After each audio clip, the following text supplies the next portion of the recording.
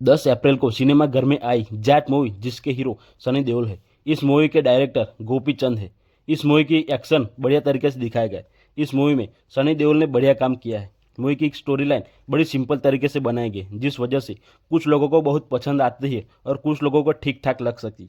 ये मूवी सनी देओल के फैंस और एक्शन मूवी को पसंद करने वाले लोगों को बहुत ज़्यादा पसंद आएगी।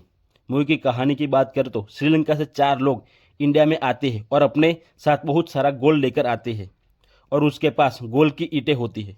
इन लोगों को समुद्र के किनारे पकड़ लिया जाता है, पर वो लोग पुलिस को सोना देकर यानी कि घूस देकर अपनी इंडियन की आइडेंटिटी बना लेते हैं। इन चारों में से एक का नाम राणा तुंगा होता है जो बड़ा खतरनाक होता है और यही इस मूवी का मुख्य विलन होता है।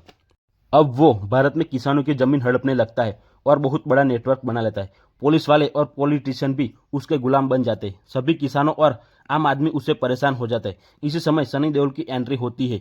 अब मूवी में स्टार्टिंग में ही बढ़िया वाली एक्शन आने लगती है। अब मूवी में एक के बाद एक सॉरी वाला सीन आता है जिसको देखना बहुत मजा आता है। सनी देओल सभी गुंडों को सॉरी बोलने को कहता है पर कोई गुंडा बोलता नहीं। वो उससे भी बड़े गुंडे के पास जाता है और सभी की बहुत बड़ी धुलाई करता है जो देखना बहुत बड़ा मजा आता है। इस मूवी की कहानी बहुत अच्छी से दिखाई गई है पर सिंपल तरीके से बनाने के कारण मूवी में थोड़ी गड़बड़ी हो जाती है। हम मूवी को देखते हैं तो ऐसा लगता है कि हम कोई साउथ की मूवी देख रहे हैं, ऐसा हमें इस मूवी में फील होता है।